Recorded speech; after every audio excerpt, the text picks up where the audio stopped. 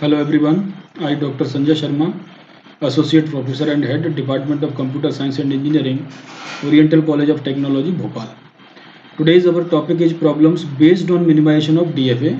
In previous video, we have already discussed minimization method using equivalence theorem. तो यहाँ पर हम equivalence theorem मेथड को अप्लाई करके इनके मिनिमाइजेशन के प्रॉब्लम्स को सॉल्व करेंगे। तो सबसे पहले मैंने यहाँ पर लिया एक एग्जाम्पल। ये एग्जाम्पल को हमें जो DFA दिया हुआ है इसको मिनिमाइज करना है, तो मिनिमाइज द गिवन DFA। ये आपका DFA दिया हुआ है। इस DFA में 5 स्टेट्स हैं, Q0, Q1, Q2, Q3, Q4। Q0 आपकी इनिशियल स्टेट है जो हमारा ये सिंबल रिप्रेजेंट करता है। Q4 आपकी फाइनल स्टेट है, डबल सर्किल से हम रिप्रेजेंट करते हैं। हमें इस DFA को मिनिमाइज करना है, तो सबसे पहला स्टेप होगा कि ये जो गिवन DFA है इसका हम टेबल बना लें, क्योंकि टेबल बनाने से हमें आसानी ये होती है कि हमें कन्वर्ट करने में जो मेथड है उसको देखने में आसानी होगी। आप नहीं कन्वर्ट करेंगे तो भी आप डायरेक्टली बना सकते हैं, ऐसा कोई कंपल्सन नहीं है। तो सबसे पहले क्या किया कि ये जो आपका DFA है इसको मैंने टेबल में कन्वर्ट किया। तो टेबल में कैसे कन्वर्ट करते हैं कि सबसे पहला जो कॉलम होगा स्टेट का, इसमें जो गिवन DFA है उसमें 5 स्टेट्स हैं, उन सभी स्टेट्स को आप यहाँ पर नोट करिए। और नोट करने के बाद ये जो Q0 स्टेट है, तो यहाँ पर देख रहे हैं आप Q0 पर जब हम A इनपुट देते हैं तो हम Q1 पर जाते हैं। तो मैंने यहाँ पर A इनपुट दिया और Q1 पर आ गया। इसी तरीके से Q0 स्टेट पर B इनपुट देते हैं तो हम Q2 स्टेट लिख रहे हैं यहाँ पर। तो देखिए Q0 पर हमने B इनपुट दिया और मैं Q2 स्टेट पर आ गया। इसी तरीके से Q1 स्टेट पर हमने A इनपुट दिया तो Q1 और B इनपुट दिया तो Q3। आप यहाँ से देख सकते हैं Q1 पर A इनपुट दिया तो ये सेल्फ लूप लगा हुआ है, और B इनपुट दिया तो हम ये Q3 स्टेट पर जा रहे हैं। इसी तरीके से मैंने Q2, Q3 एंड Q4 सभी की एंट्री इस टेबल में कर दी with the help of this transition diagram. ये कोई नया नहीं है, ये बेसिक चीज़ है कि आप इसको कैसे डिजाइन टेबल को ड्रॉ करते हैं। अब जो मिनिमाइजेशन का जो स्टेप है, सबसे first step using equivalence theorem, वो है आपको π0 से कैलकुलेट करना है। π0 क्या रिप्रेजेंट करता है? π0 रिप्रेजेंट करता है इक्विवेलेंस क्लास का सेट। जीरो इक्विवेलेंस का यहाँ पर मतलब होगा कि हम सारी स्टेट जितनी और DFA में दी हुई हैं उनको फाइनल स्टेट और नॉन फाइनल स्टेट, इन दोनों का अलग अलग सेट बनाएं। तो हम ये बोलें कि ये आपका सेट है जो π0 रिप्रेजेंट करता है, वो जीरो इक्विवेलेंट है। तो यहाँ पर π0 ये मैंने फिर से लिखा, और यहाँ पर जो फाइनल स्टेट और नॉन फाइनल स्टेट जो अलग अलग लिखे हुए हैं, इनको मैंने इस क्वेश्चन में जो फाइनल स्टेट है वो कौन सी है? Q4। तो Q4 स्टेट को मैंने यहाँ पर एक सेट बनाया, क्योंकि एक ही फाइनल स्टेट है। एक से ज़्यादा फाइनल स्टेट होती तो मैं Q4 के साथ में उन स्टेट्स को भी लिखता जो और फाइनल स्टेट होती। दूसरा जो सेट बनाया है उसमें मैंने लिखा हुआ है Q0, Q1, Q2, Q3, क्योंकि ये सभी की सभी स्टेट्स आपकी नॉन फाइनल है। Q0 इनिशियल है लेकिन फाइनल नहीं है, तो ये हमारी नॉन फाइनल में ही कंसीडर होगी। तो ये मैंने एक सेट बनाया फाइनल और नॉन फाइनल स्टेट्स का। तो ये आपका जो सेट है ये इसको हम बोलते हैं जीरो इक्विवेलेंस क्लासेस।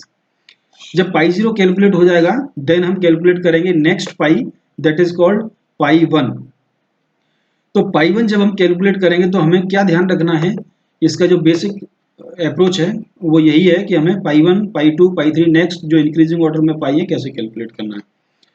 तो सबसे पहले ये ध्यान दीजिए कि अगर कोई सिंगल स्टेट है तो हमें उसको और स्प्लिट नहीं करना है और ना ही कर सकते हैं। तो Q4 को मैंने सिंपल एज कॉपी किया। अब यहाँ पर इस सेट के अंदर नंबर ऑफ स्टेट्स कितनी है? 4। तो सबसे पहले मैंने लिया Q0 स्टेट को। तो Q0 स्टेट को जब मैंने लिया तो मैं इस स्टेट में मैंने यहाँ पर सिंपली इसको राइट किया Q0। अभी मान लीजिए ये जो स्टेट्स हैं ये नहीं है इस सेट में, तो Q0 का जीरो पर A और B इनपुट देता हूं तो क्या मिलता है? Q0 पर A इनपुट देते हैं तो Q1 और B इनपुट देते हैं तो Q2। तो ये जो π1 जब हम कैलकुलेट करते हैं तो हम π0 के सेट को देखेंगे कि उनमें कौन कौन सी स्टेट्स हैं। तो Q0 पर A और B देने पर Q1 और Q2 मिलता है मुझे। Q1 ये रहा और Q2 ये रहा, मतलब ये दोनों इनपुट देने पर मुझे एक ही सेट में आउटपुट स्टेट मिलती है Q1, Q2। तो मैंने यहाँ पर लिख दिया, ठीक है भाई, ये आपने एक पहला चेक कर लिया। अब ये जो मैंने Q0 लिखा था इसकी बिलोंगिंगनेस कहाँ पर है, केवल और केवल इसी सेट में है। ये वाला जो सेट है Q4, इससे अभी कोई लेना देना नहीं है इसका। तो Q4 के साथ में मैं कौन सी स्टेट्स को लिखूंगा जो नेक्स्ट होंगी, Q1 होगी या Q2 होगी या Q3 होगी, मैं उनको लिखूंगा जो A और B इनपुट देने पर इसी सेट को बिलोंग करती हैं, सेकेंड सेट। तो मैंने Q1 को चेक किया, तो मैंने यहाँ से Q1 को पिकअप किया और Q1 का देखा कि Q1 पर A इनपुट देने पर मुझे Q1 मिल रहा है और B इनपुट देने पर मुझे Q3 मिल रहा है। तो Q0 में भी ऐसा ही था कि Q1 Q2 मिल रहा था, Q1 Q2 दोनों इसी सेट को बिलोंग कर रहे थे। इसी तरीके से Q1 और Q3, Q1 स्टेट पर जब मैं A और B देता हूं तो Q1 Q3 मिलता है, वो भी दोनों इसी सेट को बिलोंग करते हैं। तो इसीलिए मैंने Q1 को भी Q0 के साथ में सेट के अंदर रखा मैंने। Q1 और Q0 और Q1 दोनों एक ही सेट में आ जाएंगे क्योंकि दोनों एक ही क्लास को बिलोंग करते हैं, इक्विवेलेंट है। नेक्स्ट मैंने लिया Q2 स्टेट को मैंने चेक किया कि Q2 पर A इनपुट दिया तो क्या मिल रहा है, Q1, और B इनपुट दिया तो क्या मिल रहा है, Q2। तो ये भी Q1 और Q2 जो आपको A और B देने पर मिले हैं, वो भी आपके फिर से इसी सेट को बिलोंग करते हैं। तो मैंने Q2 को भी यहाँ पर इन Q0 और Q1 दोनों के साथ में ही रखा क्योंकि ये सेम सेट को बिलोंग करते हैं, इसलिए इक्विवेलेंट हैं। तो तीनों को मैंने एक साथ रख दिया। अब आता है Q3 पर मैंने A और B दिया, तो देखिए Q3 पर मैंने A इनपुट दिया तो मुझे क्या मिल रहा है, Q1, और B इनपुट दिया तो मुझे क्या मिल रहा है, Q4। यहाँ पर यदि आप देखेंगे तो जो Q1 है वो आपका इस सेट को बिलोंग करता है, लेकिन Q4 है वो आपका डिफरेंट सेट को बिलोंग करता है, that is another set, final state. तो दोनों इनपुट के लिए सेम सेट को बिलोंग कर रहे थे तो हमने Q0, Q1, Q2 को एक साथ रखा। लेकिन Q3 के केस में A इनपुट देने पर तो बिलोंग करता है, लेकिन B इनपुट देने पर बिलोंग नहीं करता है, Q4 आपका दूसरे सेट में चला जाता है। तो इसीलिए मैं इस Q3 का एक अलग से सेट बनाऊंगा और उसको अलग से लिखूंगा, और Q3 के साथ में वो सभी स्टेट्स आएंगी जो इस दोनों के सेट को बिलोंग करेंगी। मतलब Q3 पर A इनपुट देने पर फर्स्ट वाले सेट को बिलोंग करना चाहिए और B इनपुट देने पर second set that is called Q4 इसको बिलोंग करना चाहिए। अगर ऐसा होगा तो मैं उस स्टेट को Q3 के साथ रखूंगा। तो यहां तक आपको क्लियर हो गया होगा कि मैंने पाई 1 मतलब 1 इक्विवेलेंट कैसे कैलकुलेट किया। 1 इक्विवेलेंट कैलकुलेट करने के बाद मुझे नेक्स्ट इक्विवेलेंट कैलकुलेट करना है, दैट इज कॉल्ड पाई 2। अब पाई 2 मैंने कैलकुलेट किया तो इसी कॉन्सेप्ट को मैंने रखा कि सेम सेट को बिलोंग करेंगे A और B के लिए, उनको एक साथ रखूंगा।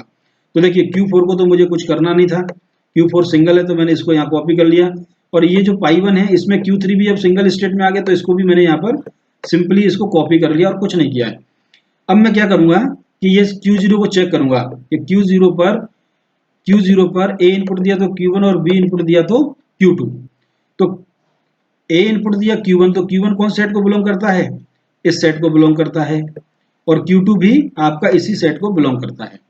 तो दोनों Q0 के केस में दोनों के दोनों इनपुट की स्टेट जो है इसी सेट को बिलोंग करती है। तो Q0 के साथ में मैं किसको रखूंगा, जो इसी सेट को बिलोंग करेंगे दोनों इनपुट के लिए। तो Q0 मैंने यहाँ पर लिख दिया। अभी मान लीजिए Q2 नहीं है, ठीक है, तो नेक्स्ट मैं कौन सी स्टेट लूंगा, यहाँ इसी को हम डिवाइड कर रहे हैं तो Q0 के बाद Q1 को मैंने लिया। तो Q1 को जब मैं लूंगा तो इस मैंने अब Q1 को सिलेक्ट किया, तो Q1 को सिलेक्ट किया तो Q1 में क्या हो रहा है, Q1 और Q3। तो Q1 तो इसी सेट में आ गया और Q3 दूसरे सेट में चला गया। तो Q1 को मैं डिफरेंट सेट में रखूंगा, मतलब Q0 के साथ में नहीं रखूंगा। क्यों, क्योंकि उसका बिलोंगिंगनेस दूसरे सेट में है। तो Q1 मैंने अलग से एक सेट बना दिया। Q1 दोनों हो गए। अब मैं लेता हूं Q2। तो Q2 को भी मैं चेक करूंगा। Q2 को मैंने देखा कि Q1 और Q2 जो कि Q1 और Q2 दोनों एक ही सेट को बिलोंग करते हैं, इसीलिए मैं Q0 के साथ में ही Q2 को रखूंगा। ठीक है, अब इससे ज्यादा तो कोई और स्टेट है नहीं, तो मैंने ये Q2 के पाई 2 कैलकुलेट कर लिया। पाई 2 के बाद में सेम प्रोसेस अप्लाई करूंगा पाई 3 में। पाई 3 कैलकुलेट किया तो पाई 3 में मैंने देखा कि Q0 Q2 अलग नहीं हो रहे, एक ही सेट को बिलोंग करते हैं। तो एक ही सेट को बिलोंग करते हैं, इसका क्या मतलब है कि हम इसको और डिवाइड नहीं कर सकते, और डिवाइड नहीं कर सकते इसका मतलब है पाई 2 पाई 3 सेम हो गए, और सेम हो गए तो हम इस प्रोसेस को यही टर्मिनेट करते हैं। तो फाइनली जो मिनिमम डीएफ होगा उसमें 4 स्टेट होंगे, Q4 Q3 Q0 Q1 और Q0 Q2। तो ये 4 स्टेट आपकी फाइनल डीएफए होगा, जो आपका मिनिमल डीएफ है। तो यहाँ पर देखिए ये बना हुआ है, ये आपका डीएफए है। Q0 Q2 दोनों को कंबाइन कर दिया, ये आपकी फाइनल स्टेट है। इस तरह से हम इसको कैलकुलेट करते हैं, इस तरह से हम प्रॉब्लम को सॉल्व करते हैं। Thank you very much.